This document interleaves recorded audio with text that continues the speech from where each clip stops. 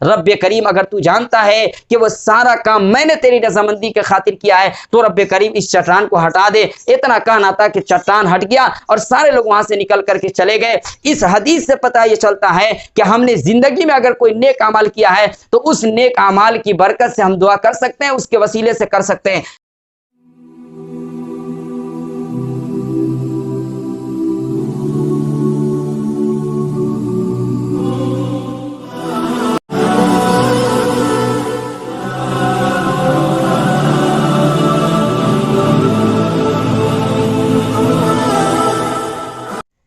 اعوذ باللہ من الشیطان الرجیم، بسم اللہ الرحمن الرحیم۔ ألم تر إلى الملأ من بني إسرائيل من بعد موسى إذ قالوا لنبي له ابعث لنا ملكا نقاتل في سبيل الله قال هل عسيتم إن كتب عليكم القتال ألا تقاتلوا قالوا وما لنا ألا نقاتل في سبيل الله وقد أخرجنا من ديارنا وأبنائنا فلما كتب عليهم القتال تولوا إلا قليلا منهم والله عليم بالظالمين۔ کیا تمہیں موسیٰ علیہ السلام کے بعد بنی اسرائیل کی اس جماعت کا واقعہ معلوم نہیں ہے جبکہ انہوں نے اپنے نبی سے کہا کہ آپ ہمارے لیے ایک بادشاہ مقرر فرما دیجئے کہ ہم اللہ کے راستے میں ان کے ساتھ مل کر کے جہاد کریں؟ تو نبی نے کہا کہ ممکن ہے کہ اگر تمہارے اوپر جہاد فرض کر دیا جائے تو تم جہاد نہ کر سکو۔ تو انہوں نے کہا کہ ہمیں کیا ہو گیا کہ ہم اللہ کے راستے میں جہاد نہ کریں، حالانکہ ہمیں ہمارے گھروں سے نکالا گیا اور اپنے بچوں سے دور کیا گیا۔ پھر جب ان پر جہاد فرض کر دیا گیا تو وہ پیچھے ہٹ گئے سوائے ان میں سے تھوڑے لوگوں کے، اور اللہ تعالیٰ ظالموں کو خوب جاننے والا ہے۔ پورے قرآن میں 114 صورتیں ہیں، جن میں سے سب سے پہلی سورت سورہ فاتحہ ہے، جس میں 7 آیات اور 1 رکوع ہیں، جس کی تفسیر سورہ فاتحہ پارٹ نمبر 1 اور پارٹ نمبر 2 میں گزر چکی ہے، جس کا لنک ڈسکرپشن میں موجود ہے۔ اور دوسری سورت سورہ بقرہ ہے، جس میں 286 آیات، 286 آیات، 286 آیات اور 40 رکوع ہیں۔ یہ سورت تقریباً 2.5 پارے کے اندر ہے۔ اتنی لمبی سورت ہے کہ اس کی ہر آیت کی تفسیر کرنا ممکن نہیں ہے، اس لیے کہ ایک عوامی تفسیر ہے، ایک ایسی تفسیر ہے کہ جو بچے کے لیے بھی ہے، ایک پڑھے لکھے لوگوں کے لیے بھی ہے، ان پڑھ لوگوں کے لیے بھی ہے، اور خاص طور سے ان ماں اور بہنوں کے لیے یہ تفسیر ہے کہ جو مسجدوں میں آ کر کے قرآن کی تفسیر نہیں سمجھ سکتی ہیں، ان کے لیے یہ تفسیر ہے۔ اسی لیے اس تفسیر میں سورہ بقرہ کی ہر آیت کی تفسیر کرنا ممکن نہیں ہے۔ اسی لیے ہم سورہ بقرہ کے اندر 4 واقعات بیان کریں گے جو بہت ہی دلچسپ اور بہت ہی اہم واقعات ہیں، ان 4 کو بیان کریں گے، جن میں سے ایک واقعہ گائے کے بارے میں ہے جو بہت ہی دلچسپ ہے، جو واقعہ سورہ بقرہ پارٹ نمبر 1 میں گزر چکا ہے، جس کی تفسیر ڈسکرپشن میں، جس کا لنک ڈسکرپشن میں موجود ہے، آپ وہاں سے دیکھ سکتے ہیں۔ دوسرا واقعہ حضرت طالوت کے بارے میں ہے، جو اس ویڈیو کے اندر ہم آپ کو بیان کرنے جا رہے ہیں۔ اگر آپ چاہتے ہیں کہ اس طرح کے واقعات اور قرآن کی تفسیر آسانی کے ساتھ سنتے رہیں تو آپ برائے کرم آپ بھی سنیں اور کار خیر کے لیے دوسروں تک بھی پہنچائیں۔ اس ویڈیو کو شیئر کریں، سبسکرائب کریں اور زیادہ سے زیادہ لوگوں تک پہنچائیں تاکہ ہمارے ذریعے سے ہم بھی اس کو سنیں اور ہمارے ذریعے سے دوسروں کو بھی فائدہ ہو سکے۔ تو اس ویڈیو کے اندر حضرت طالوت کا واقعہ ہم بیان کر رہے ہیں۔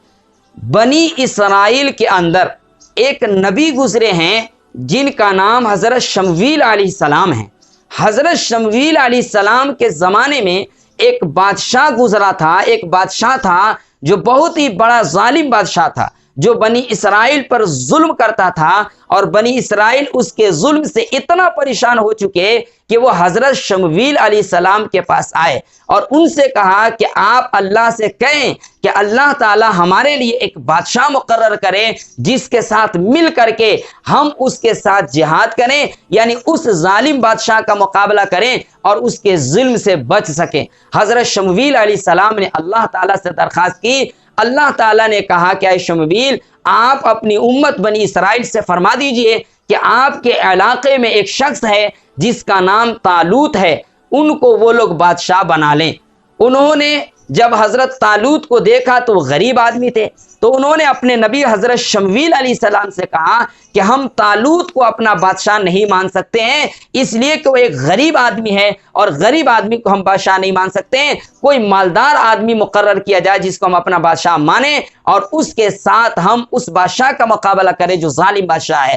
حضرت شمویل علیہ السلام نے اپنی امت بنی اسرائیل کو سمجھانے کی کوشش کی اور کہا کہ دیکھو وہ اگرچہ غریب آدمی ہیں لیکن ان کے پاس علم بھی ہے، ان کے پاس طاقت بھی ہے اور وہ ایک نیک آدمی ہیں، اور ایک بادشاہت کے لیے ایک مقابلے کے لیے اتنا کافی ہے کہ علم بھی ہو، طاقت بھی ہو اور نیک آدمی ہو۔ اسی لیے اللہ کا جب حکم ہے تو تم ان کو اپنا بادشاہ مان لو اور ان کے ساتھ جا کر کے مقابلہ کرو۔ بنی اسرائیل نے کہا کہ ٹھیک ہے، ہم حضرت طالوت کو بادشاہ اس وقت مانیں گے جبکہ اللہ تعالیٰ کی طرف سے کوئی نشانی آ جائے جس سے پتہ چل جائے کہ طالوت ہمارا بادشاہ ہیں۔ حضرت شمویل علیہ السلام نے اللہ تعالیٰ سے درخواست کی، اللہ تعالیٰ نے کہا کہ ٹھیک ہے، نشانی کا وہ انتظار کریں۔ ایک طرف آپ بات سمجھیں کہ وہ جو بادشاہ تھا، جو بہت بڑا ظالم بادشاہ تھا، اس کے پاس ایک صندوق تھا جس کو بکس بھی کہہ سکتے ہیں اور ہم لوگ اپنی زبان میں بکسا بھی کہہ سکتے ہیں۔ تو اس کے پاس ایک صندوق تھا، اس صندوق میں بنی اسرائیل کے گزرے ہوئے نبیوں کے تبرکات تھے، یعنی اس میں برکتیں تھی، نشانیاں تھیں گزرے ہوئے نبیوں کی۔ کسی نبی کی پگڑی تھی، کسی نبی کی لاٹھی تھی، کسی نبی کے جوتے وغیرہ تھے، تو اس میں بنی اسرائیل کے گزرے ہوئے نبیوں کی نشانیاں اور تبرکات تھے۔ اور اس صندوق کی خصوصیت یہ تھی کہ بنی اسرائیل جس جنگ میں اس صندوق کو لے کر کے چلے جاتے تھے وہ جنگ میں جیت ہو جاتی تھی۔ تو وہ صندوق کے وسیلے سے، اس صندوق کے برکت سے بنی اسرائیل کو جیت ہو جاتی تھی۔ اس واقعے کو تھوڑا یہیں پر رکھیے گا، قرآن کے اندر صندوق کے وسیلے کا ثبوت ہے۔ ذرا آپ بتائیں کہ صندوق ایک جاندار چیز نہیں ہے، غیر جاندار چیز ہے، اور اس کے وسیلے سے ایک آدمی جب جنگ جیت سکتا ہے، اس کی برکت سے ایک آدمی جب جنگ جیت سکتا ہے، تو کیا ولی کے وسیلے سے، ولی کی برکت سے آدمی دعا نہیں مانگ سکتا ہے؟ کیا کسی ولی کے وسیلہ دے کر کے اللہ سے دعا مانگے تو کیا اس کی دعا قبول نہیں ہو سکتی ہے؟ بالکل قبول ہو سکتی ہے۔ لیکن کچھ لوگ کہتے ہیں کہ ولی جب تک زندہ رہیں ان کے وسیلے سے اگر کوئی دعا مانگتا ہے تو مانگ سکتا ہے، لیکن ولی جب مر جائیں تو ان کے وسیلے سے کوئی دعا مانگتا ہے تو دعا نہیں مانگ سکتا ہے اور مانگنا جائز نہیں ہے۔ ذرا آپ بتائیں کہ ولی جب زندہ ہوتے ہیں تو ان کے ولی ہونے میں شک ہوتا ہے، یقین ہی نہیں ہے، اس لیے کہ کیا پتہ وہ کفر پر مریں گے یا وہ ایمان پر مریں گے، ابھی ان کا ولی ہونا کامل اور مکمل نہیں ہے۔ لیکن جب ولی ایمان پر مر جاتا ہے تو اس کا ولی ہونا یقینی اور کامل ہو جاتا ہے۔ تو جس طرح زندہ ہونے کی صورت میں ایک ولی کا وسیلہ جائز ہے، اسی طرح مرنے کے بعد بھی ولی کا وسیلہ جائز ہے۔ بلکہ میں کہتا ہوں کہ نبی کا وسیلہ دینا بھی جائز ہے، نبی کے وسیلے سے دعا مانگنا بھی جائز ہے، صحابہ کے وسیلے سے دعا مانگنا بھی جائز ہے، بزرگان دین اور ولی کے وسیلے سے دعا مانگنا بھی جائز ہے۔ یہاں تک کہ اگر کوئی آدمی اپنے نیک اعمال کے وسیلے سے دعا مانگتا ہے تو یہ بھی جائز ہے۔ یعنی اگر کوئی آدمی کہتا ہے، اگر کسی نے مسجد بنوا دی یا مدرسے بنوا دی یا کسی غریب کی شادی کر دی اور وہ کسی مصیبت میں پھنس گیا، تو اس وقت اللہ تعالیٰ سے دعا کرتا ہے کہ اے میرے پروردگار عالم، کہ میں اس مصیبت میں گرفتار ہوں اور تو جانتا ہے کہ مسجد میں نے تیرے رضامندی کی خاطر بنائی ہے، اگر تو جانتا ہے کہ مسجد میں نے تیرے رضامندی کی خاطر بنائی ہے تو اس کے وسیلے سے، اس کی برکت سے ہمیں اس مصیبت سے نجات فرما دے۔ تو اس طرح سے اپنے نیک اعمال کے وسیلے سے دعا مانگنا جائز ہے۔ تو نبی کے وسیلے سے دعا مانگنا کیوں جائز ہے؟ اس لیے کہ حدیث کے اندر آتا ہے کہ ایک صحابی، ایک نابینا آدمی نبی کریم صلی اللہ علیہ وسلم کی خدمت میں آئے اور انہوں نے کہا کہ یا رسول اللہ صلی اللہ علیہ وسلم، آپ ہمارے لیے دعا فرما دیجئے کہ ہماری آنکھ صحیح ہو جائے، ہماری بینائی واپس لوٹ آئے۔ نبی کریم صلی اللہ علیہ وسلم نے اس آدمی کو کہا کہ کہ دیکھو تم اچھے طریقے سے وضو کرو، 2 رکعت نماز پڑھو اور اللہ تعالیٰ کے سامنے ہاتھ اٹھا کر کے دعا کرو کہ یا اللہ میرے نبی کے وسیلے سے میری آنکھ کو ٹھیک کر دے۔ اس طرح سے انہوں نے دعا کی، نبی کا واسطہ دے کر کے۔ نبی نے ان کو سکھائی تھی جس طرح سے انہوں نے دعا کی، نبی کے وسیلے سے دعا کرنے کی وجہ سے ان کی آنکھ صحیح ہو گئی۔ اس سے پتہ چلتا ہے کہ نبی کے وسیلے سے دعا مانگنا جائز ہے۔ اسی طرح صحابہ کے وسیلے سے دعا مانگنا بھی جائز ہے، اس لیے کہ ایک مرتبہ قحط سالی کا زمانہ آیا، حضرت عمر رضی اللہ تعالیٰ عنہ نے قحط سالی کے وقت میں، جبکہ بارش نہیں ہو رہی تھی، دھوپ تیز تھی، بارش کی ضرورت تھی، قحط سالی کا وقت چل رہا تھا، حضرت عمر رضی اللہ تعالیٰ عنہ نے اللہ تعالیٰ کے دربار میں ہاتھ اٹھایا اور اللہ تعالیٰ سے کہا کہ اے اللہ اب تک میں نے تیرے نبی کے وسیلے سے بارش کی دعا مانگی اور تو نے مجھے بارش دی، آج میں نبی کے چچا حضرت عباس رضی اللہ تعالیٰ عنہ کے وسیلے سے تجھ سے بارش کی دعا کرتے ہیں، یا اللہ تو ہمیں بارش دے دے۔ تو اس وقت ان کے وسیلے سے بارش ہوئی۔ اس سے پتہ چلتا ہے کہ جس طرح نبی کے وسیلے سے دعا مانگنا جائز ہے، اسی طریقے سے صحابہ کے وسیلے سے دعا مانگنا جائز ہے۔ جب صحابہ کے وسیلے سے جائز ہے تو بزرگان دین اور ولی کے وسیلے سے بھی دعا مانگنا جائز ہے۔ اسی طرح اگر کوئی آدمی اپنے نیک اعمال کا واسطہ اور وسیلہ دے کر کے اللہ سے دعا مانگتا ہے تو یہ بھی جائز ہے۔ بخاری شریف کی روایت ہے، بخاری شریف کے اندر ایک واقعہ ذکر کیا ہے کہ پچھلے زمانے میں بنی اسرائیل کے اندر 3 لوگ تھے اور تینوں آدمی کہیں جا رہے تھے، اچانک غار میں چھپے اور غار میں چھپنے کے بعد بارش ہوئی جس کی وجہ سے غار میں چھپے، اور کچھ دیر کے بعد پہاڑ سے ایک چٹان گری اور وہ چٹان اس غار کے منہ کو بند کر دیا۔ یہ لوگ اندر پریشان ہو گئے کہ اب یہاں سے نکلے کیسے؟ اسی لیے انہوں نے آپس میں مشورہ کیا کہ ہم لوگ اپنے نیک اعمال کو واسطہ دے کر کے، وسیلہ دے کر کے اللہ سے دعا کرتے ہیں، ہو سکتا ہے کہ ہماری مصیبت دور ہو جائے۔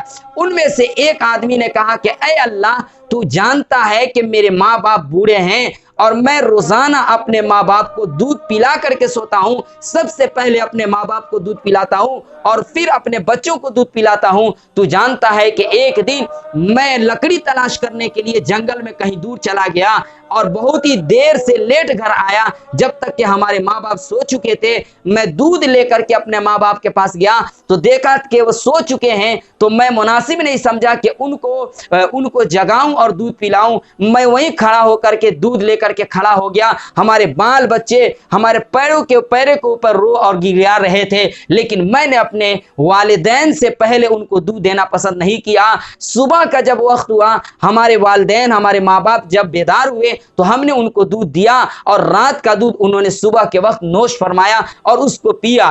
رب کریم اگر تو جانتا ہے کہ یہ کام ہم نے تیرے رضامندی کے خاطر کیا ہے تو رب کریم ہم اس چٹان کو تھوڑا سا خسکا دے اور ہمیں اس سے نجات دے دے، اس پریشانی کو دور فرما دے۔ تو اتنا کہنا تھا، نیک عمل کا وسیلہ دینا تھا کہ اس کی وجہ سے ان کی دعائیں قبول ہوئی اور تھوڑا سا چٹان ہٹ گیا۔ اس کے بعد ایک شخص نے دعا کی کہ اے پروردگار عالم، میرے ایک چچا کی لڑکی تھی جس سے میں بہت محبت کرتا تھا، جو مجھے پسند تھی، میں روزانہ اس کو اپنی خواہش پوری کرنے کے لیے کہا، کتنے مرتبہ کہا، لیکن وہ تیار نہیں ہوئی۔ ایک مرتبہ اس کو پیسے وغیرہ کی ضرورت پڑی، وہ میرے پاس آئی اور مجھ سے پیسے مانگی۔ میں نے اس کو 120 دینار دے دیے، لیکن اس سے کہا کہ میں اس شرط پر یہ دوں گا جب کہ تو میری خواہش پوری کرے گی۔ وہ تیار ہو گئی اور جب میں اس کے دونوں جانگوں کے درمیان میں، دونوں پیروں کے درمیان میں بیٹھا اپنی خواہش پوری کرنے کے لیے، اس وقت اس نے اللہ کا واسطہ دے کر کے کہا کہ تم اللہ سے ڈرو، اللہ کے بندو۔ اس وقت میں نے وہ کام چھوڑ دیا اور وہ جو دینار تھے ہم نے اس کے ہدیے اور تحفے کر دیے۔ اے پروردگار عالم، تو جانتا ہے کہ وہ کام جس وقت میں نے چھوڑا تھا، اگر تو جانتا ہے کہ تیرے ڈر کی وجہ سے وہ عمل کیا تھا اور تیرے رضامندی کی وجہ سے کیا تھا، تو رب کریم یہ چٹان ہٹا دے اور ہماری مصیبت کو دور فرما دے۔ اتنا کہنا تھا کہ چٹان اور تھوڑا سا کھسک گیا۔ اس کے بعد تیسرے آدمی نے رب کریم سے دعا کی کہ اے ہمارے پروردگار عالم، تو جانتا ہے کہ ہمارے پاس کچھ مزدور تھے، انہوں نے مزدوری کی، ہم نے سارے لوگوں کی مزدوری پوری کر دی، ایک مزدور اپنی مزدوری چھوڑ کر کے یوں ہی چلا گیا، कुछ दिनों तक उसकी मजदूरी को मैंने तिजारत पर लगा दिया और उसके जरिए से बहुत सारे ऊंट, गाय और बैल वगैरह और बकरियां वगैरह हो गई थी और गुलाम वगैरह हो गए थे।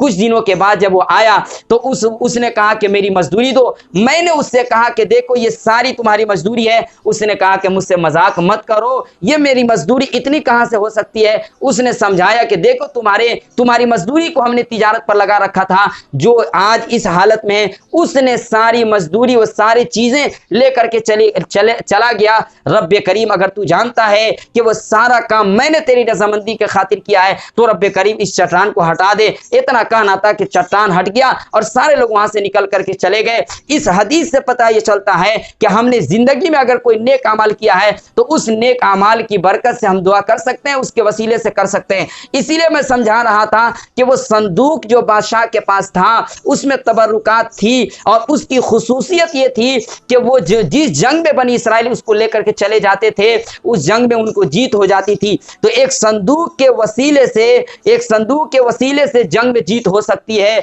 तो एक नबी के वसीले से, एक सहाबा के वसीले से, वली के वसीले से दुआ मांगने से भी दुआ कबूल हो सकती है। अल्लाह ताला हम सबको समझने की तौफीक दे। बहरहाल वो बादशाह के पास जो संदूक था तो अल्लाह तो हुआ ये कि वो संदूक बादशाह जहां रखता था वहीं से बीमारी फैलना शुरू हो जाती थी। उस वक्त वहीं से बीमारी फैलना शुरू हो जाती थी। इसलिए उस जालिम बादशाह ने उस संदूक को एक बैलगाड़ी पर रखा, जिसको हम लोग अपनी जबान में टायर भी कह सकते हैं। तो उसको बैलगाड़ी पर रखा और उसको वहां से जंगल की तरफ हका दिया। वो बैलगाड़ी जंगल की तरफ रवाना हुए और आहिस्ता आहिस्ता तालूत के दरवाजे पर आकर के खड़े हो गए। जब शमवील अलैहिस्सलाम ने देखा कि संदूक जो जिसमें तबर्रुकात भरे हुए हैं वो संदूक तालूत के दरवाजे पर है, तो उन्होंने उस वक्त कहा कि ऐ बनी इसराइल, देखो ये निशानी अल्लाह की तरफ से बादशाह की निशानी आ चुकी है। फरिश्ते इस संदूक को लेकर के तालूत के दरवाजे पर पहुंच चुके हैं, लिहाजा उनको बादशाह मान लो। उन्होंने हजरत तालूत को बादशाह मान लिया और उनके साथ मिल करके जंग की तैयारियां शुरू कर दी। जब वो जा रहे थे तो उस वक्त उनके पास 80,000 लश्कर थे। उनके पास 80,000 लश्कर थे। 80,000 लश्कर को लेकर के जा रहे थे और अचानक दरमियान में रास्ते में एक नहर पड़ी। नहर के पास जब वो लोग पहुंचे तो हजरत शमवील अलैहिस्सलाम ने लश्करों से कहा कि देखो ये जो नहर आ रही है इसमें से तुम लोग पानी मत पीना, इसलिए कि जो लोग भी पानी इसमें से पिएंगे उनको प्यास लग जाएगी और वो आगे नहीं बढ़ सकेंगे, जंग तक नहीं पहुंच पाएंगे, इसीलिए तुम इनमें से पानी न पीना। अगरचे पानी पीने से प्यास बुझती है, लेकिन आज जो भी नहर से पानी पिएगा अल्लाह का इम्तिहान है, वो आगे नहीं बढ़ पाएगा। जब वो लोग नहर के पास पहुंचे तो सारे लोगों ने पानी पी ली, सारे लोगों ने अल्लाह की नाफरमानी कर ली, सारे लोग इम्तिहान में नाकाम हो गए। थोड़े लोग उसमें से 313 आदमी बच गए थे जो पानी नहीं पिए थे, वो सही सालिम आगे बढ़े, बाकी लोग वहीं पे रह गए। जब ये लोग मैदान में पहुंचे तो उस वक्त हजरत शमवील अलैहिस्सलाम ने, दाऊद अलैहिस्सलाम के वालिद भी थे उस मैदान के अंदर। दाऊद अलैहिस्सलाम बाद में चल करके नबी बने हैं, तो ये दाऊद अलैहिस्सलाम के वालिद मोहतरम उस मैदान में थे। तो उन्होंने हजरत दाऊद अलैहिस्सलाम के वालिद से शमूएल अलैहिस्सलाम ने पूछा था कि बताएं कि आप अपने बेटे को लेकर के आए हैं। दाऊद अलैहिस्सलाम के वालिद के पास 7 बेटे थे, तो उनके वालिद ने कहा कि हमने अपने 6 बेटों को लेकर के आया है, सबसे जो छोटा बेटा दाऊद है उनको लेकर के नहीं आए, इसलिए कि वो छोटे बेटे हैं, उनको लेकर के नहीं जाना चाहते हैं। हजरत शमूएल अलैहिस्सलाम ने कहा था कि एक काम कीजिए, उनको भी बुलाइए और वो भी जंग में चलेंगे। हजरत दाऊद अलैहिस्सलाम को बुलाया गया जो उस वक्त बच्चे थे, बाद में चल करके नबी बने। तो उनसे हजरत शमूएल अलैहिस्सलाम ने उनको अपनी तलवार दी थी और उनको भी जंग में लेकर के आए थे। और बीच में रास्ते में वाकया ये हुआ था कि हजरत दाऊद अलैहिस्सलाम जब रास्ते में आ रहे थे तो एक पत्थर मिला जिसने दाऊद अलैहिस्सलाम से कहा कि मुझे भी लेकर के चलो, हम भी जंग में काम करेंगे। फिर रास्ते में दूसरा पत्थर मिला, तीसरा पत्थर मिला। इस तरह से हजरत दाऊद अलैहिस्सलाम को रास्ते में 3 पत्थर मिले जो अपनी जबान से अल्लाह की कुदरत से बोल रहे थे कि हमें लेकर के चलिए, हम जालूत और बादशाह को कत्ल करेंगे। तो हजरत दाऊद अलैहिस्सलाम उन पत्थरों को लेकर के आए थे। میدان میں لشکر پہنچ چکے ہیں، اور ادھر جو جالوت بادشاہ تھا بہت ہی طاقتور بادشاہ تھا، جالوت بادشاہ کو اپنی طاقت پر بہت گھمنڈ اور ناز تھا، اس نے اپنے لشکروں سے کہا کہ تم لوگ ابھی سائیڈ میں رہو، سب سے پہلے میں جنگ لڑنے کے لیے جاؤں گا اور میں اکیلے ان لوگوں کے لیے کافی ہوں، جب میں نہیں جیت پاؤں گا تب تم لوگ آنا۔ وہ جالوت اپنے پورے بدن میں لوہے کے لباس پہنے ہوا تھا، صرف سر کے اوپر ماتھے کے اوپر وہ خالی تھا جس پر لباس لوہے کا نہیں تھا، کپڑا نہیں تھا۔ جب وہ جنگ میں آگے بڑھا، حضرت داؤد علیہ السلام جو 3 پتھر لیے ہوئے تھے وہ گوفن میں پتھر کو لیے اور لپیٹ کر کے مارا۔ گوفن کا مطلب ہے رسی کا بنا ہوا ہتھیار ہوتا ہے جس میں پتھر وغیرہ لپیٹ کر کے اس طرح مارا جاتا ہے، تو انہوں نے حضرت داؤد علیہ السلام نے گوفن کے اندر رسی کے اس رسی کے اندر اس کو لپیٹ کر کے اور جالوت کے ماتھے پر مارا، تو اس طرف سے مارا تو باہر سے نکل گیا وہ پتھر اور وہیں پر وہ ڈھیر ہو گیا، اس طرح سے ان کی شکست ہو گئی۔ تو اس واقعے کے اندر اللہ تعالیٰ یہ فرمانا چاہتا ہے کہ اے میرے بندو، تو اللہ تعالیٰ جب انسان کے اندر ایمان کی طاقت ہو تو چاہے وہ کم ہی تعداد میں ہو، اللہ تعالیٰ ان کو جیت نصیب اور کامیابی نصیب فرماتا ہے۔ دیکھیں 80,000 آدمی جب چلا لیکن ایمان ان کے دل میں، ایمان کی مضبوطی نہیں تھی، وہ فیل ہو گئے۔ اس کے بعد 313 آدمی وہاں پہنچے لیکن ان کی بھی ضرورت نہیں پڑی، ایک حضرت داؤد علیہ السلام کے ذریعے سے جنگ میں جیت ہو گئی۔ اسی وجہ سے ہر جگہ اللہ کثرت کا محتاج نہیں ہے، اللہ تعداد کا محتاج نہیں ہے، اللہ ایمان کا محتاج ہے۔ اگر آج بھی ہمارے پاس ایمان ہے تو ہمارے پاس طاقت ہے، اگر ایمان نہیں ہے تو طاقت نہیں ہے۔ اللہ تعالی ہم سب کو سمجھنے کی توفیق نصیب فرماوے۔ وآخر دعوانا ان الحمد للہ رب العالمین۔